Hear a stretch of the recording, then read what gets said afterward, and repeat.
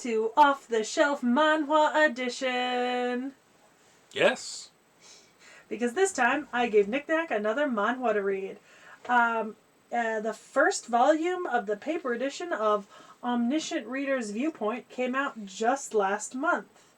And this is famous in the power leveling, like, manhwa genre. Like, this and solo leveling are, like, huge in the online communities. There's a few other really big ones, like The End After the Beginning, The World After the Fall, Tomb Raider King, but Omniscient Reader's Viewpoint is a big one. And so originally I wanted to have you read, like, the entire first arc, which would have been episodes 1 through 70. But the website I originally sent you, I guess, had too many pop-ups. I'm actually pretty fine with pop-ups. The problem is there's specific types of pop-ups that I just can't get around with my phone without risking stuff. And I couldn't find a website for it that didn't give me that. Well, I did not have that issue at all because I went and read this on... It might be on a different... Because I'm on an iPhone as I'm reading, not on a computer. That could change things. That might be part of it. But yeah, so I didn't have any issues with it. But so for now, we're just ending where the first volume ends. And I did actually go looking a while back to figure out just exactly where the first volume ends. And I think... Here we go. Volumes and episodes. So there is an Omniscient Reader Viewpoint Wikia. And the Wikia very helpfully breaks down each released volume into the episodes it covers and the chapters it covers. Thank God. Yeah. So the first volume covers, okay, good and bad, right? So it breaks down the episodes into the volumes by what's in the web novel, not what's in the actual, webtoon or manhwa volume. So this is not how the manhwa volumes break down. It's how the web novel volumes break down. But if I'm not wrong, this one they actually do identify what episode you're looking at when you read the between chapters, which is not always the case. Because I was originally going to be able to jump between chapters, I think. I don't see them doing that. Oh, okay. They just start it later. Yeah. Yeah. So this includes episodes. Yeah. Which is not always the case with these manhwa. Exactly. Yeah. So, by the way, I don't know if you saw, but there was a fold-out poster. I did. Yeah. I did my best not to touch that. I'm a big fan. Anyways, so Omniscient Readers. I really want to hear your thoughts on this because I know I'd been hitting you with a little bit of like first volume fatigue, and that was why I wanted to go a little bit further in terms Okay, of... but this is not a genre we've beaten to death at this point. It is not. You have only read one of these so far on my behalf. Yeah, the problem with let's be clear here. The problem with the transmigration, your villainess isekai type story, it's that we read so many of them with volume ones and a lot of the setups the same between them. Here, though, I actually really did like this. I was wondering if you would, because this... when I first read this after Solo Leveling, because I did read it after I read Solo Leveling, I was not as big a fan of it until I got further in. But I think that's because, in my opinion, it's quite different from Solo Leveling. I liked that the way to solve the problems was not just fight. No, it was more like a puzzle that was being solved. At least the part we saw. And the main character just... It's a little unbelievable that there was this giant-ass story. This feels like Seki Wish Fulfillment, being the sole reader of a 300 billion chapter story. 3,149. I'm sure that was like okay, that's interesting, but I'm intrigued. That's what I can say here. I'm intrigued because I can't tell yet if it's like if the story was more prophecy or if it's more Like, what's going on with that story's connection But here? remember, he kept mentioning carriage. So they're in carriage 3707. Yeah. He kept mentioning that the protagonist is in carriage 3708, and one of the reasons why they had to leave their carriage early was to escape the protagonist because he massacred his entire carriage. That's right. Yeah, which is an interesting thing because we haven't actually seen the protagonist technically. Like, we've not met the protagonist, but like that our introduction to him is that our protagonist feels the need to get the fuck away from him as soon as possible and is willing to drop the fact that he massacred his entire carriage of people is pretty significant. Like, that does not that does not leave you feeling Good about the original protagonist. No, it doesn't. It's because in his carriage, like in the carriage of the character we're seeing characters that were characters in the story he read. So yeah.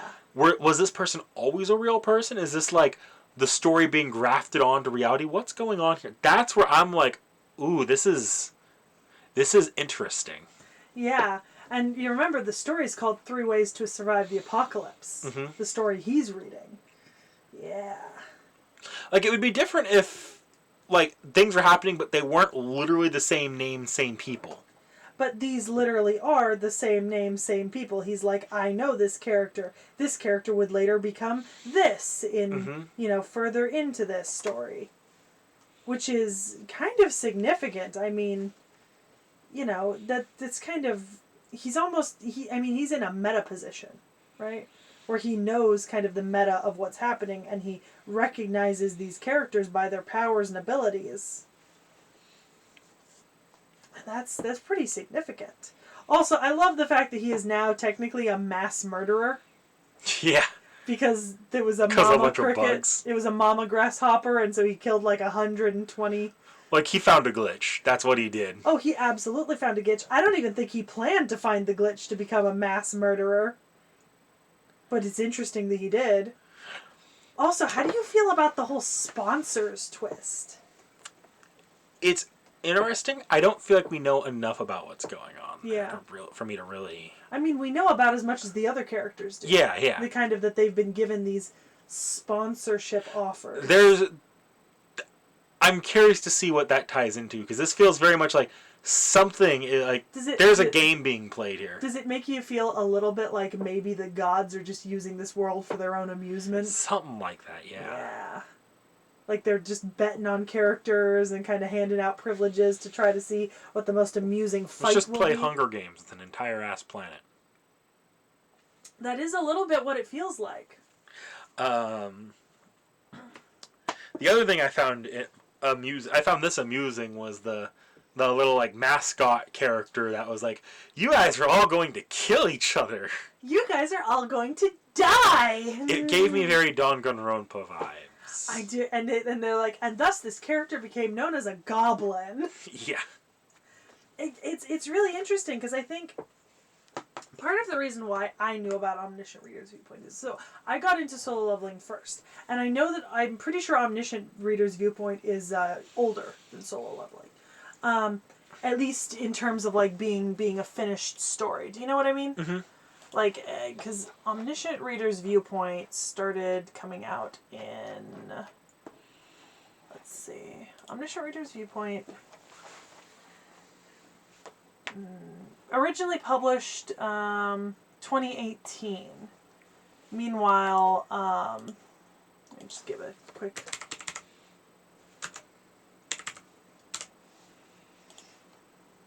Solo Leveling began coming out... So 2018, so they started coming out at the same time, which is interesting. But I think Omniscient Reader's Viewpoint, I had heard like the ORV and like the name Kim Dokja, which is the name of our main character, floating around in online spheres while I was reading Solo Leveling, right?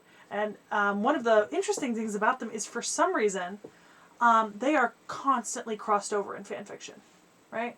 Like, I'd say conservatively, 60% of Solo Leveling fanfiction is a crossover with Omniscient Reader's Viewpoint. Which is interesting because this feels wholly incompatible. And it's very specifically Omniscient Reader's Viewpoint and not any other like not any other like it's not like it's crossing over with Tomb Raider King or The Beginning After the End or The World After the Fall, which are other like big names in this genre in the online communities. It's specifically these two ones crossing over one another, which is to me made me interested in reading it. You know what this is giving me? This series so far is giving me Shin Megami Tensei vibes, like the original Shin Megami Tensei, very where it's post-apocalyptic kind of. It's the post-apocalyptic fare, and like because Shin Megami Tensei is like the world like the entire world ends because demons invade the Earth, and oftentimes you're dealing with the fallout of that, or you're visiting an Earth that's already died. So it's giving me those kinds of vibes with like the goblin showing up, like monsters suddenly just rapidly destroying the world. It's yeah, and I think it's really interesting that this and Solo Leveling came out around the same time. In Korean and international charts, right? This is more popular than Solo Leveling. Like it tops the charts more often. But in the English-speaking world and kind of here in the U.S., Solo Leveling has gained more of a fan base and more fame, right, in general, than Omniscient Reader's Viewpoint. And part of that, I believe, is attributed to the fact that Solo Leveling got an English book release adaptation of both the web novel and the manhwa much earlier than Whereas Omniscient this is only Reader's now Viewpoint. coming out. But Omniscient Reader's Viewpoint got their Korean release super fast, right? And the English translation of the Omniscient Reader's Viewpoint was literally announced the day after the story ended. Like they didn't even wait like a full 20. Like it was the next day. It's getting an English translation, right? It's also been opted for a series of 5 movies. That are currently like in the animated works. or live action. Live action. Interesting. Yeah, live action, which I think is definitely really interesting. Because I don't think... Oh, interesting! Okay, so I was just kind of clicking through the Wikia. So this is written by... the original story is written by Sing and Song, right? Sing and Song is a pseudonym for a married couple who also wrote The World After the Fall. Which is another huge name in the genre. You're going to be reading it later this year. I have it, The World After the Fall. The World After the Fall got an English paper release before this did. But The World After the Fall is an older story. So that makes sense why it would get it first. But yeah, so that's really interesting to me.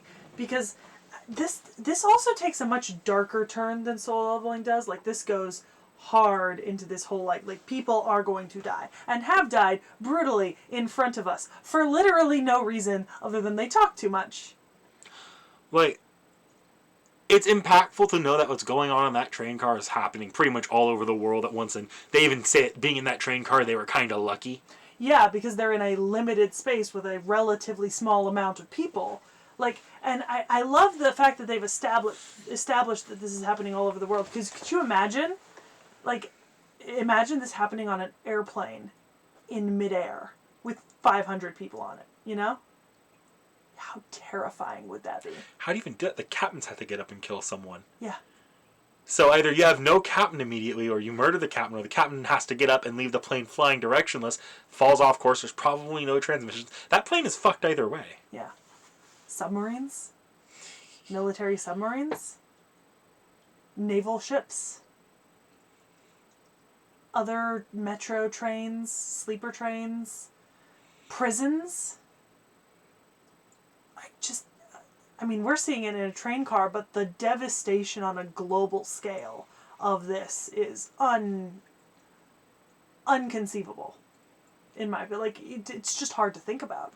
Well, it's also heavily showing that this isn't necessarily replicating perfectly what's in that train car. No. Like you look outside the train car and like the world is flooded, or there's parts that were flooded, if I'm not wrong, right? Yeah. So like every place where there are people trapped, there are different scenarios. Yeah. You know, this is just the level 1 scenario, the opening scenario, right? Because then they showed how they got out of the train car and they were like, I guess I'll start scenario 2 early.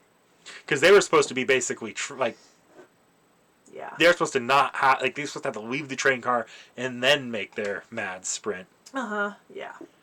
And I think that was supposed to be done at the same time as everyone else came out of their own train cars, not them taking the initiative to get out now. Because what I'm willing to bet is, right, so he recognized 2 people in this train car, right? Outside of the himself and the 2 people from the novel, right? Yeah. And he was terrified of the protagonist in the next car over, right? So, in the novel, those are probably the only 2 people who survived from this entire train car. So the fact that there are, 6 or 7 of them now is a significant story deviation from the fact that likely what happened was only the 2 that he remembered from the web novel survived, along with the protagonist from the next car. Mm-hmm. I'm interested to see where this goes. I'm interested to see the butterfly effect in his own life, right? Because, well, in the story itself, because he's read this novel, but him being there institutes the butterfly effect. Like, he has changed the course of this story in a way that can never be fixed. Simply by having that one dude get killed, right? The one that he recognized.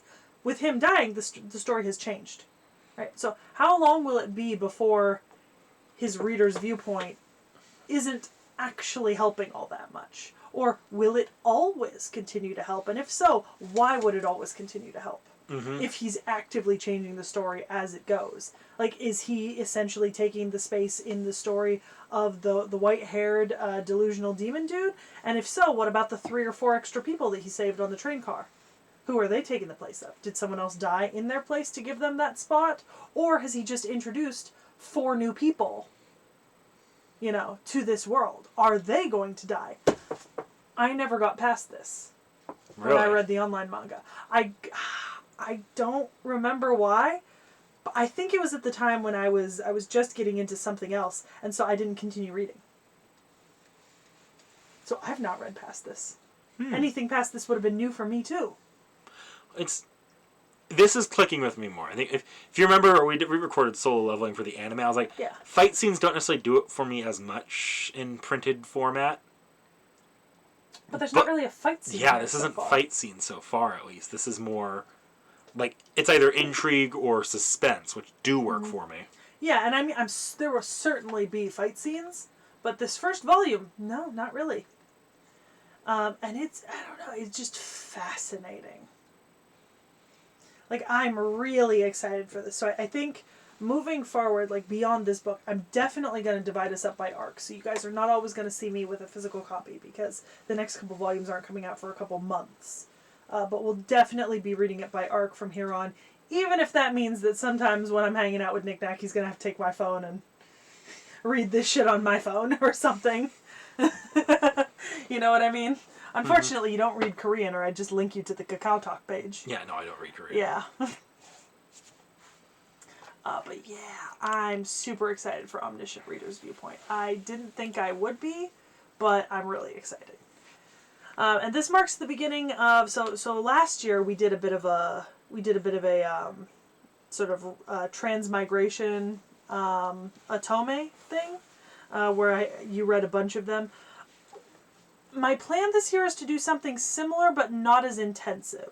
And what I want to do is I want to show Nick Nack some of like the really big name power leveling fantasies and like dungeon fantasies. Speaking of last year, are you still working on that slideshow for the? Yes, actually. Okay. Yeah, but I'm progressing. See, but progressing starts with the same exact pronunciation as procrastinating. I'm working on it. You guys will see a video go up, when we're talking about kind of all of those transmigration novels that we read, sort of a retrospective of the genre. I have similar plans here, which I can tell you with no uncertain terms that Nick Nack will be reading The World After the Fall, The Beginning After the End, Doombreaker, a little bit more of Omniscient Reader, probably Tomb Raider King, and maybe a few others. I think my goal is to get like 10 to 15 different series. That's about what I did for the transmigrations.